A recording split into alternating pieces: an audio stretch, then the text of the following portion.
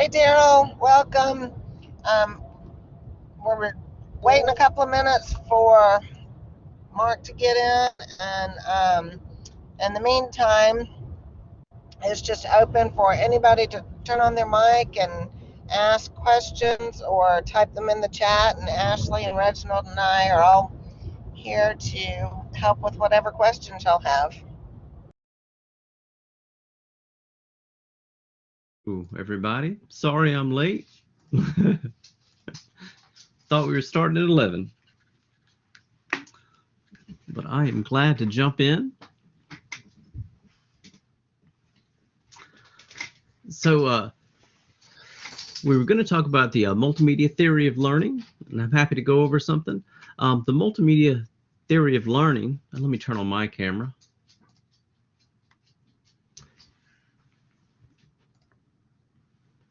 This is something that informs a lot of what I build, and these principles are all evidence-based, backed up by research. It's actually Richard Mayer's cognitive multimedia theory of learning. He's got a great book called E-Learning and the Science of Instruction. And one of the reasons why it applies to all the instructors that we're talking to today is like we all kind of design multimedia. If you go into Blackboard and create a web page, add a picture and add some text, that's a multimedia presentation that you've created for students. So these principles apply.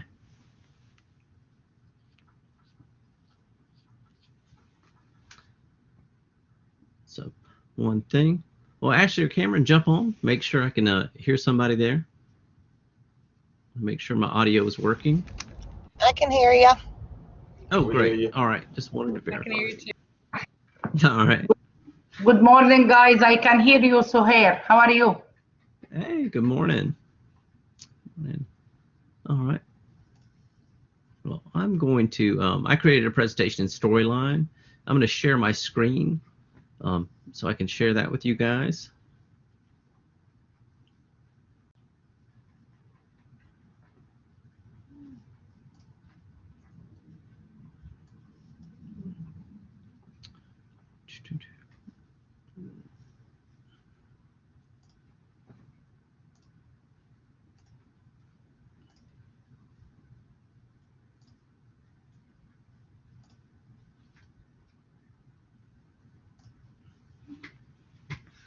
So hopefully everybody can see this. I can throw this on a PowerPoint, or I can actually export this to a Word document to send out to people. But Richard Mayer's cognitive multimedia theory of learning, I mean, to me, it's incredibly valuable. There's so much that gets talked about, like do this, do that. So it's refreshing to find something that has a lot of hard evidence behind it, that, you know, they've actually done really thorough research. This has been incredibly researched.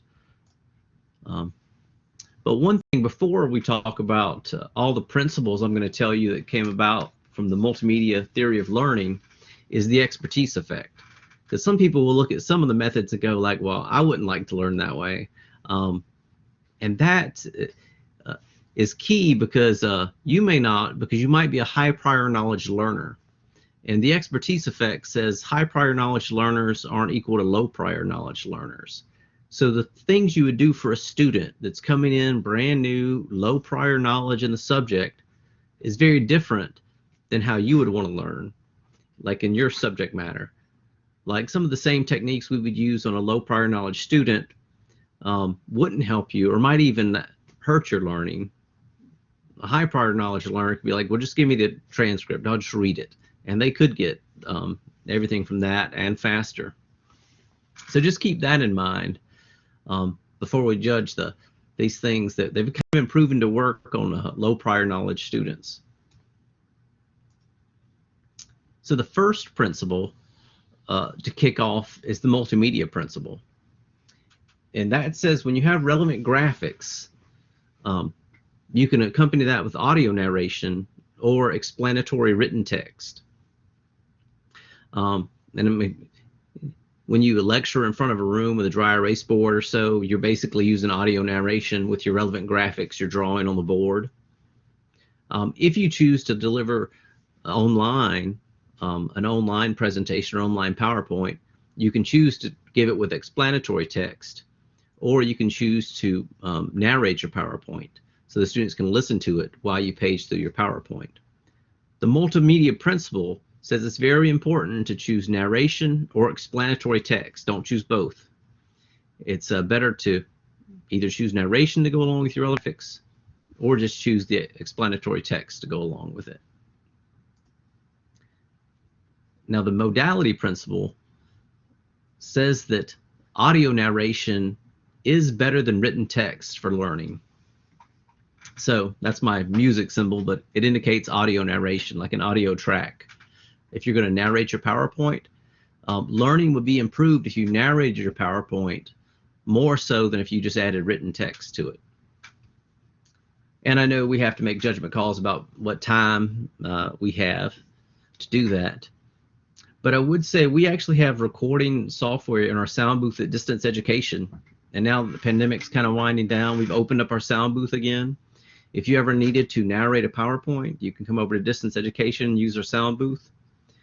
We have a program called Camtasia that basically records your screen and your voice, so you can actually talk your way through your PowerPoint, and it exports it as a video, which you can then upload to UJA and use in your class. So narrating your PowerPoints are a great idea. This is also another good time to mention that usually the best PowerPoint for in-person class is one without a lot of text on it, because you're going to be talking. But if you're going to just send the PowerPoint out to your online students, well, you can't really use the same thing that just has like no words, no explanation, no narration. That wouldn't be good for them. So instead, you might want to add written text to go along with the PowerPoint, or some audio narration. Now, if we're all familiar with publisher PowerPoints are usually awful and violate these rules, because they're just trying to make a PowerPoint that's good for everything, and it comes out more like a document that somebody would just read. So sometimes I've actually seen ones from publishers that are actually already made to be distributed to a student online. They have lots of written text. So that's fine, but that probably then is not a great PowerPoint to use in your face-to-face class. So that's the modality principle. When you get into using these principles, there's always exceptions, right? The time where narration may not be better than written explanatory text if you're dealing with non-native speakers. If you're dealing with text that's only printed on the screen, so you wouldn't want to narrate if you just have like a paragraph of text on your slide. The other reason that you might want written explanatory text is the learner is going to be referencing the information on the screen later. This thing will act as a reference for them. And the coherence principle.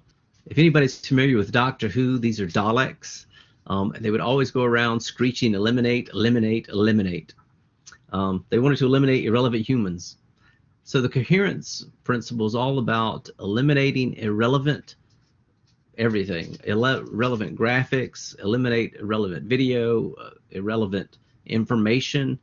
Because when you're dealing with low prior knowledge learners, it's actually easier for them to get distracted with other content than it is for a higher prior knowledge learner. So for them, we want to try and eliminate all the excess possible. So an exception to the coherence principle, yeah, high prior knowledge learners, they could increase their learning effectiveness with motivational imagery. And again, you have to make that decision. You know, are these students low prior knowledge learners, or are they high prior knowledge learners? And that might be the difference between, are you covering something new, or are you reviewing material that you've already gone over? And you might consider them high prior knowledge learners at that point. So here's an example of the coherence principle. So this is a heart, and somebody's supposedly illustrating the blood flow in the heart. You have a detailed visual and a simple visual. So the coherence principle, and actually I pulled this image from an image that was actually used in a research study, and they showed that students actually learn better from the simple visual on the left then they did that detailed visual on the right.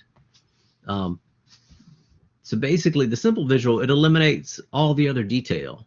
The detailed visual is much more of an accurate representation of a heart, but because they weren't trying to explain an accurate representation of a heart and instead flow, the simple visual actually worked better.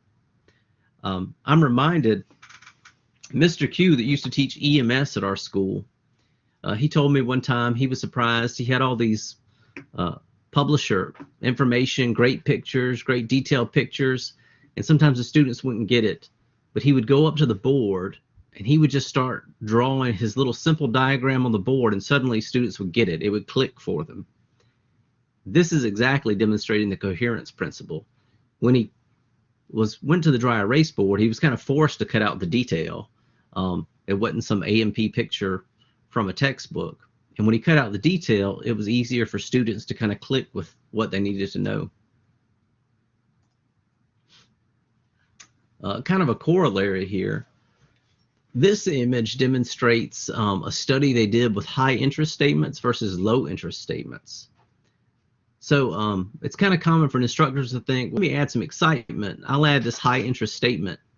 And if you look at the top, it's talking about, people's lovemaking patterns and how it relates to this lesson, but it's supposed to provoke some interest and motivation.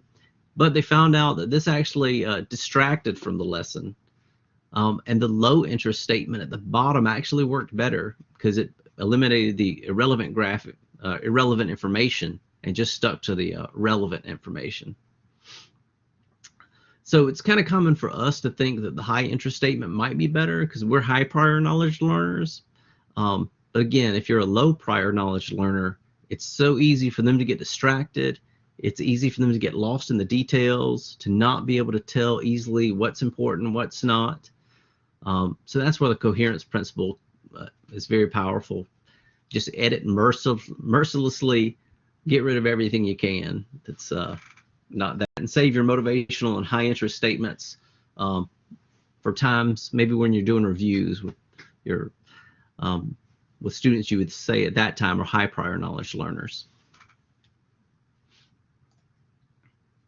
So the contiguity principle. So this says it's better to put things that are related closer together, temporally and spatially.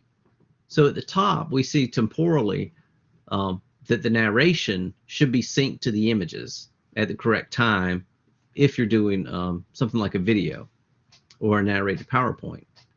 And at the bottom, spatially, written text that applies to the image should go close to the image. Contiguity principle, and I will show you. So look at this slide where these are close together.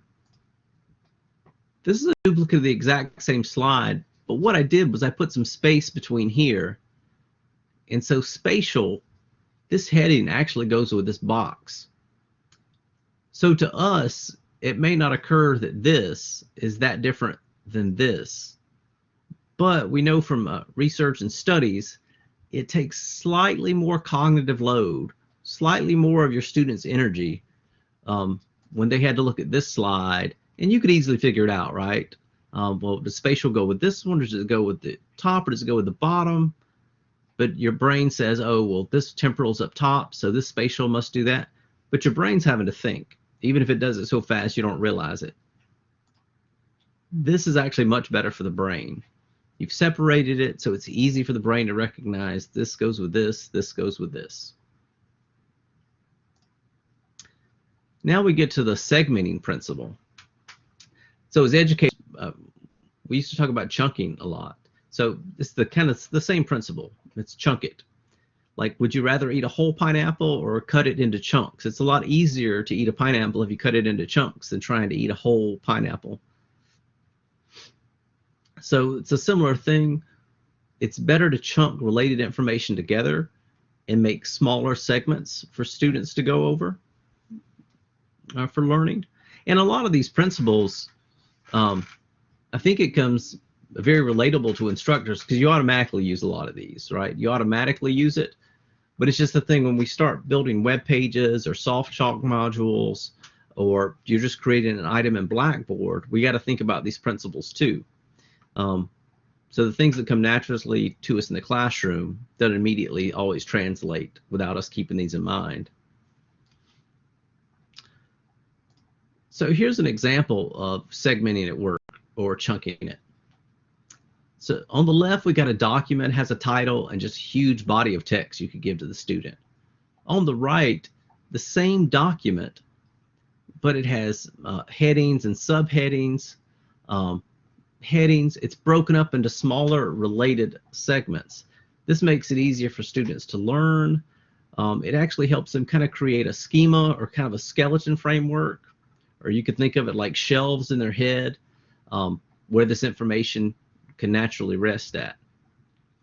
So segmenting and chunking things is huge. I think we should do it just on just about everything, because we have the expertise to know what is related, how to break it up, how to add very descriptive headings and subheadings to it and break it up in a hierarchical fashion, and that it does an extreme amount to help the students.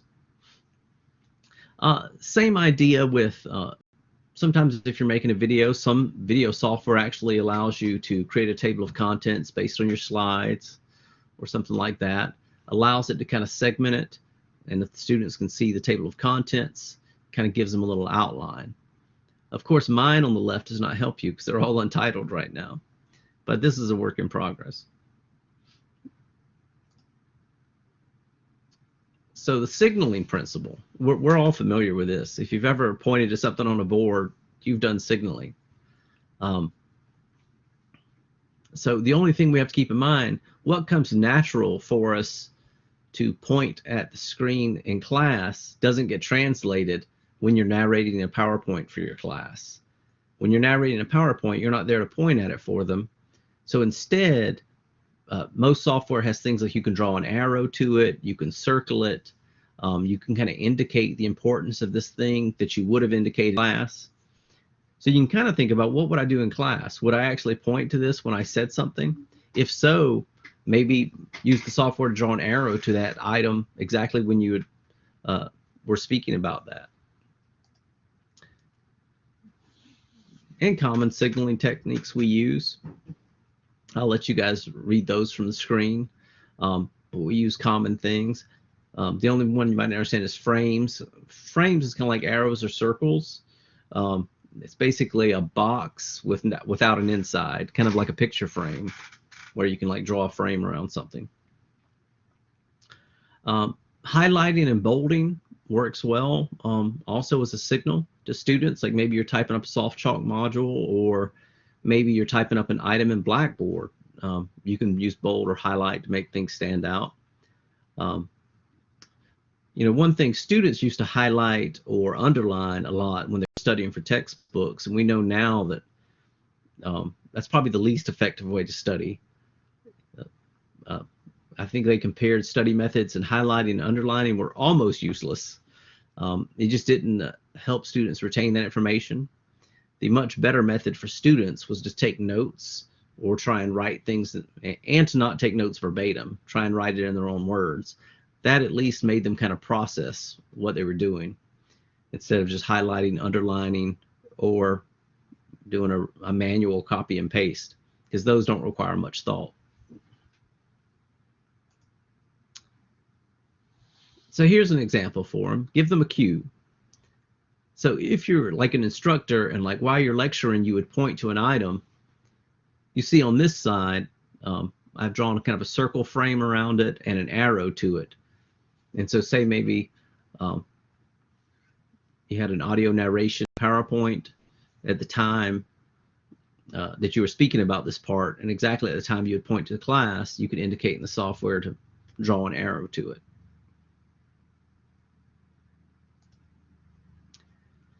Now the learner control principle.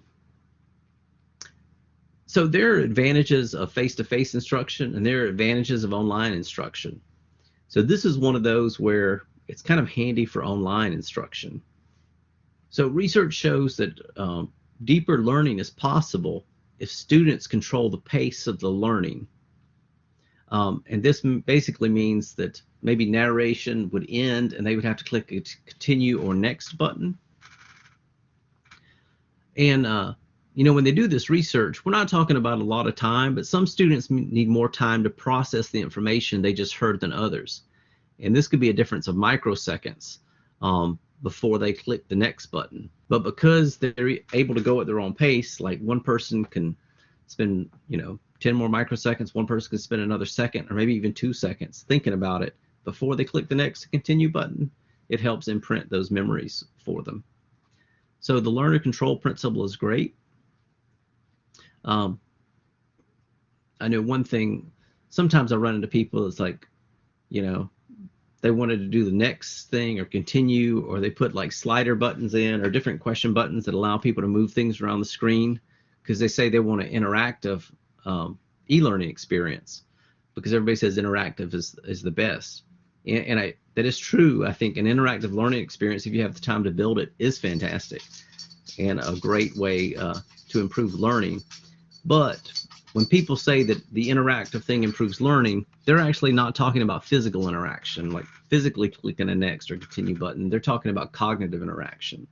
You're actually putting things in the e-learning to make the student stop and think, test their recall, things like that. It's cognitive interaction, which you're aiming for. But in this case, this physical interaction does work because it's giving them just another moment to process the material you just went over.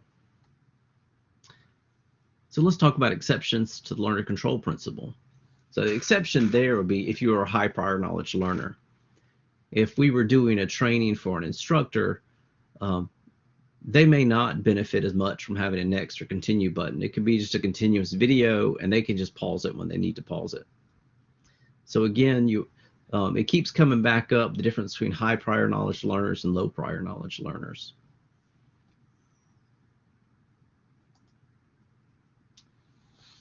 So a pre-training principle. So this is something we're very familiar with.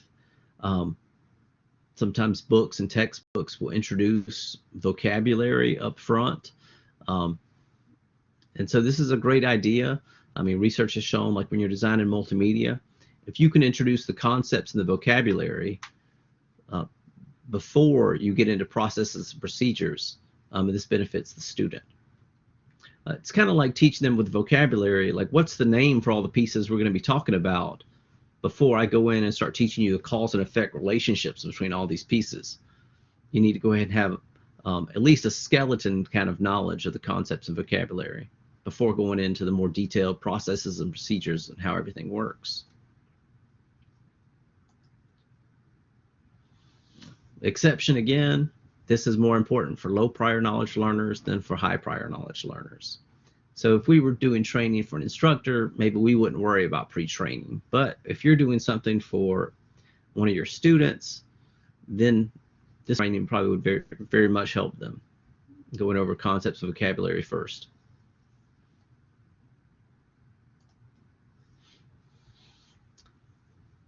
So we get to the redundancy principle. I call this the don't read your slide to me rule, or never use narration and written text at the same time rule.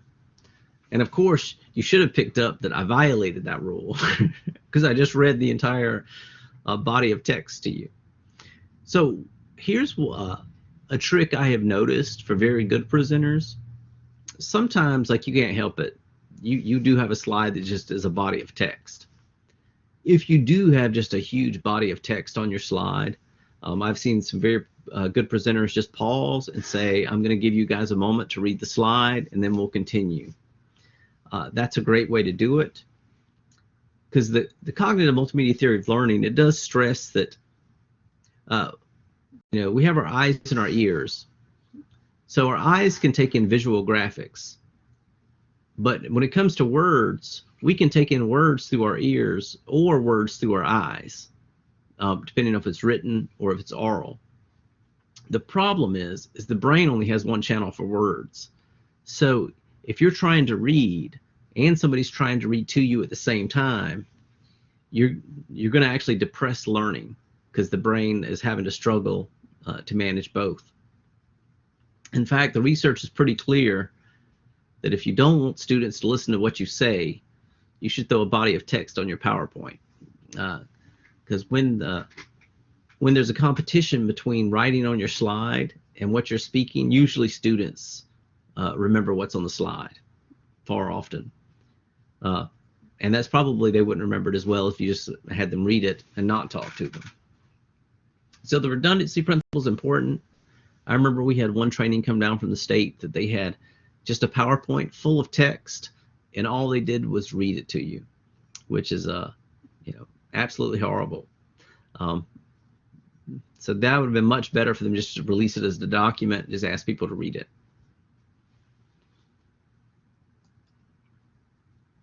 So here's exceptions to the redundancy principle. So if you had a screen with no visuals, you can get away with some writing on the slide. If you're dealing with non-native speakers, again, written text as a backup might not be bad. And if you're using only a few keywords on the screen. And what they mean by a few keywords are like you're using the words just to label like an image, just a few words to, identify something on your relevant graphics that you're using. One thing I do keep saying is relevant graphics, and it's important to notice that relevant. The graphics you use should be relevant to the lesson at hand. Remember, you don't want to use irrelevant graphics. They actually distract people. So a lot of times when people are thinking, I'm going to do this because it makes the document look prettier, that's going to motivate them, they're going to do better. Research doesn't back that up. Research kind of backs up that you should actually just erase and get rid of your irrelevant graphics. But relevant graphics are great. So put them on there, identify some labels. I usually advise people never to try to put too many words on PowerPoint, especially if you're presenting. There's a 6-word rule, like never have more than 6 words on your PowerPoint. Or if I'm forced to have a slide with just words, maybe I'll try and have a few bullet points, but then no more than like 6 words per bullet point. Because again, if you got too many words on your PowerPoint, it's better to just give it to them as a document and let them read it. One thing I might mention, an interesting thing I came across one time. So for non-native speakers, it is kind of handy. They have a weak command of the English language, so then having language as a backup is good. When we talk about accessibility, there's something called open captions and closed captions for videos. Open captions are captions that are just hard-coded into the video. Everybody's going to see them all the time. Where closed captions are ones you can turn off and on with software. And we know that open captions are not good for everybody. If you have no problem listening, having open captions actually depress your learning. It's better to have closed captions so the person that can hear can just turn those off and just listen and watch. I saw a vendor one time that was trying to sell a service to caption people, and they cited a service that said captions actually improved people's learning. And I was very interested in that because the redundancy principle says the exact opposite of that. But when I looked into it, it was a vendor, of course. So vendors, like publishers, they cherry pick their source, and they had picked one research study that was done on 4th graders. So 4th graders kind of fall along the lines of non-native speakers. They probably have a weak command of the language. I could see that maybe some captions helped them. But for the normal hearing students, yeah, you don't want to compete. You don't want to be talking, which is going to compete with the writing on your slide. You got to pick one. You either want writing on the slide to let them read it, or you want to be talking and not have writing on the slide. But that's the kind of the presentation there. And I'm going to turn this off, screen sharing, but I'll go back to answer any questions you guys got.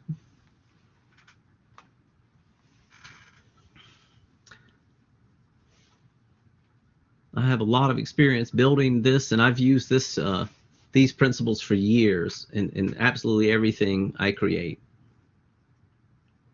I can't say I use them perfectly, but at least I know when I make the mistakes.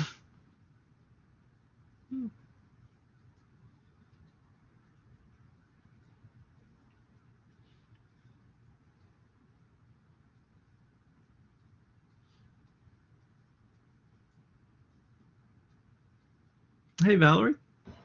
Hey, I have a question. Yeah. When you said the 6 words per slide, that kind of frightened me a little bit. Yeah. Do you feel like when you're doing that, that you're just putting the keywords on there, and then you're talking, your lecture after that needs to really explain all of those, and that you have to slow your roll a little bit to give them time to take notes for that? Correct. Okay. So the ideal PowerPoint in class would be one that has very few words, but then the words come from you. Like you're giving the lecture, so you're giving them the information. Okay. So it would be better to use your PowerPoint for relevant graphics while you actually did the lecture. If you don't have a relevant graphic, that's the time you need words on the slide, and that's when I'd have less words. Okay. And that's whether you're using it in a live classroom or in an online format where you're Correct. directing the slides. All right, thanks. You're welcome. Yeah, I know that the 6 words rule shocks a lot of people, especially if you used to publish your PowerPoints that just like has so much text on their PowerPoints. Hi, Mark. This is Kim. I got a question, and well, hopefully you're going to have these in the repository because I didn't write down all of the different principles and stuff. But it almost seems like if you're doing a day class, and correct me if I'm wrong, I have to create almost, even though it's the same information, I have to kind of change the modalities if I have an online session and then an in-class session, or how do you that easy? So yeah, so what happens was if you had the ideal PowerPoint for a face-to-face class, you would probably just have some graphics up there because you're there to kind of add the narration and the explanation. But if you sent the same PowerPoint to your online students, they would just get like a lot of pictures without any explanation. So the ideal situation is to go in and add the explanation for the online students. That could be adding narration, or it could be just going in and typing more text on the PowerPoint slides. Though what I've seen a lot of times, if you're using publisher PowerPoint, sometimes the publisher has so much text already on the PowerPoints, they're almost designed for a document to be handed out for online students. It's more likely that you have to modify it for your face-to-face class to take out a lot of the text. Okay. To make that the ideal. But I also say, like, we're talking ideals, right? You have to balance it with the time you have. So lots of times we do use suboptimal PowerPoints if we're under time pressures.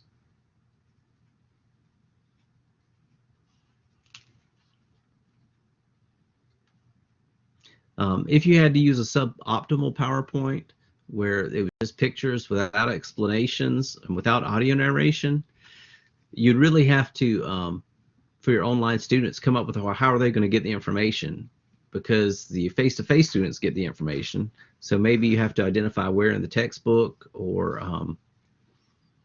another assignment that kind of gives them the information, maybe a typed lecture. But the idea will be to try and duplicate the same experience in class by just adding audio narration or more text.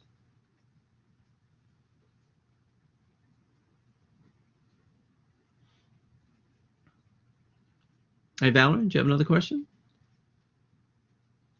Nope, I'm good, thanks. Okay.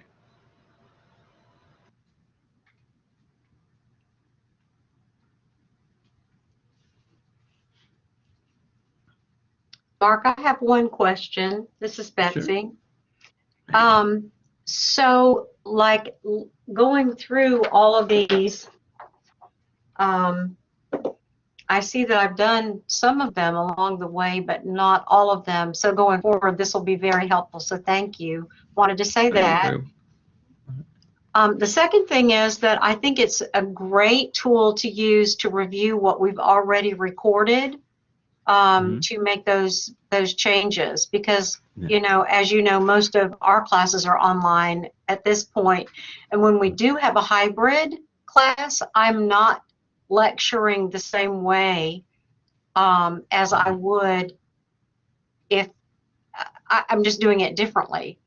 And that's kind of been an outgrowth of, we need to have time to do hands-on. So I'm really depending on the students, and I'm asking, did you all have a chance to go through the lecture PowerPoint for chapter whatever? And, if they say yes, that's great. And I'll say, well, good, because that's what we're doing today now, is the application of what the lecture was about. So I find it very helpful to make improvements now using what you've just presented. Thank you so much. Well, you're welcome, Betsy, but you also gave me something I can't believe I forgot to mention. One of the very valuable pieces for everybody with these multimedia principles of learning is not just influencing how you create things, but how you judge other people's multimedia. Because as instructors, we often curate a lot of content, YouTube videos, publisher multimedia content, other resources. So you probably will curate more than you actually create.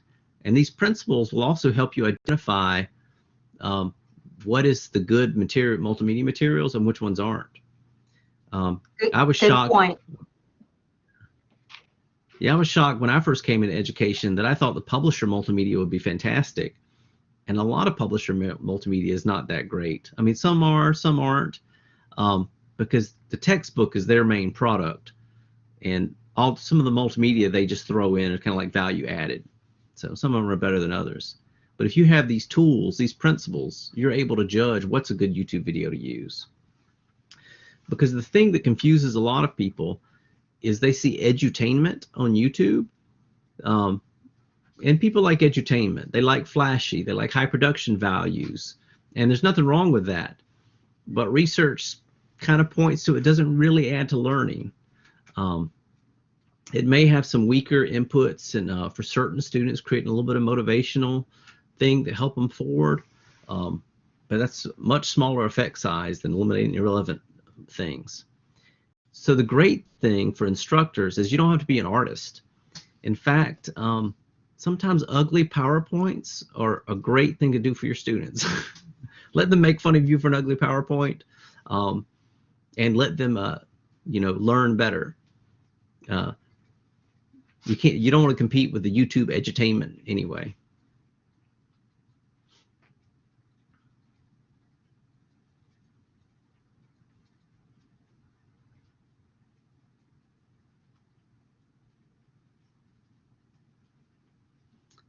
But I will say, now the one time I would do different, if you ever had to present to at a conference or to your peers, well, then you probably want to dress things up. You probably want to have higher production values, add imagery, because usually at conferences, things like that, I mean, the goal isn't to teach, it's more to just communicate what you've done, things like that. So it's kind of like knowing your audience, knowing what you're trying to do. I study a lot on, how do I help improve learning for students? So that's really my focus. I'm less focused on how do I make things pretty, how do I make things higher production values. We do get into that, but if we have stakeholders that care, sometimes, we think about that.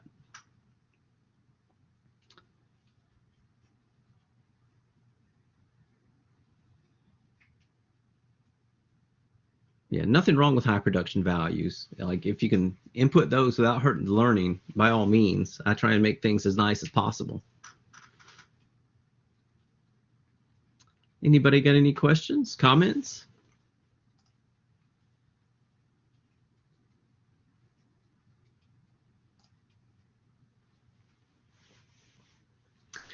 Well, I will let you know, Distance Ed is here to help people if they need ideas or help building things.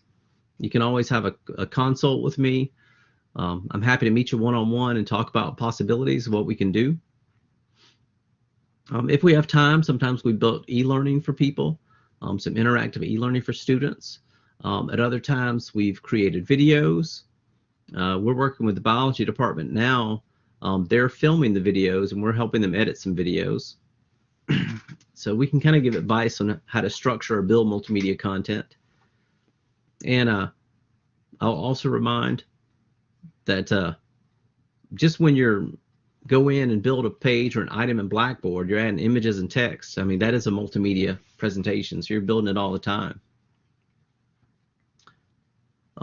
And actually, Kim, I will, I've got a breakdown of these principles. I'm going to share it right now through the site. Let's see, share files. Give me 1 second.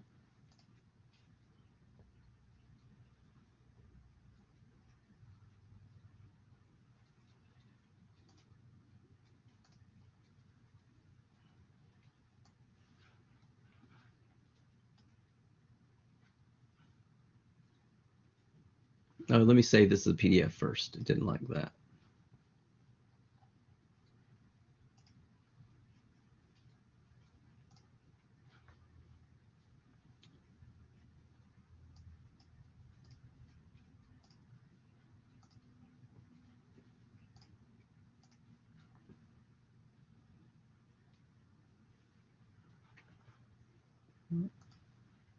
So here's a Word document, or actually a PDF that explains everything that I just did. I think I grabbed this from the net somewhere as a quick summary. I've read a couple of books by Richard Mayer. E-Learning and the Science of Instruction is really good.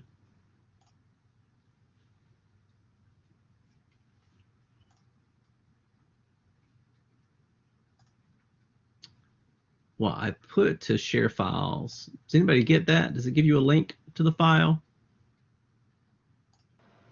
I see it on the screen. I'm trying to click save as. All right.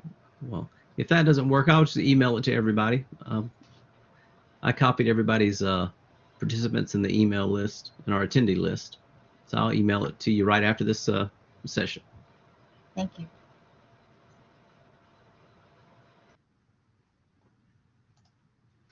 And I'll also email you a document of the storyline as well. I'll export that as a Word document and send that out. But that kind of concludes our session. The one thing I might mention, we also have a Lightboard Studio. The Lightboard Studio is a fantastic thing, and I would recommend everybody to book it just to see it, just to go over there for 10 minutes. We'll give you a tour, show you how it works, just so you might know the possibilities. But it makes it extremely easy to make a video. A Lightboard is basically a glass board you stand behind, and you can write on the board while you're facing a camera, so it creates a video of you kind of writing on a dry erase board while facing the students. So it's a fantastic little thing. The way you book it is go into DEIR, same course you got to this Collaborate session, and in the left-hand menu there's a Book the Lightroom link. So again, I recommend everybody just to sign up for like a 10-minute tour. We'll take you over there and show you how to use it. Because if you ever need to make a video, that is like the fastest way to make a quick video. Other than that, I'll ask Cameron and Ashley if they have anything they want to mention about for distance ed. I just wanted to let everyone know that I posted a link to our feedback survey in the comments. A couple of you were texting me, letting me, or commenting that you had to leave the session a little early, but we would love to get some feedback on what you thought of this session and some potential topics that you'd like to see in the future.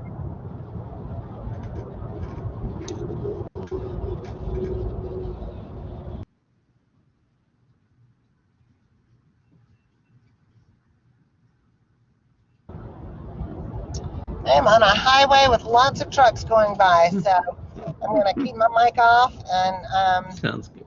wish everybody a Well, happy enjoy. Enjoy wherever you're going. Have a great weekend. All right, well, I'm going to go ahead and sign off. But if anybody ever needs to reach me, I'm mlarissy@augustatech.edu. Feel free to email me at any time. I'm happy to sit down with you one-on-one to talk about possibilities for things you can create. Also happy to show you the Lightboard room. Just let us know what we can do for you. All right, signing off, everybody.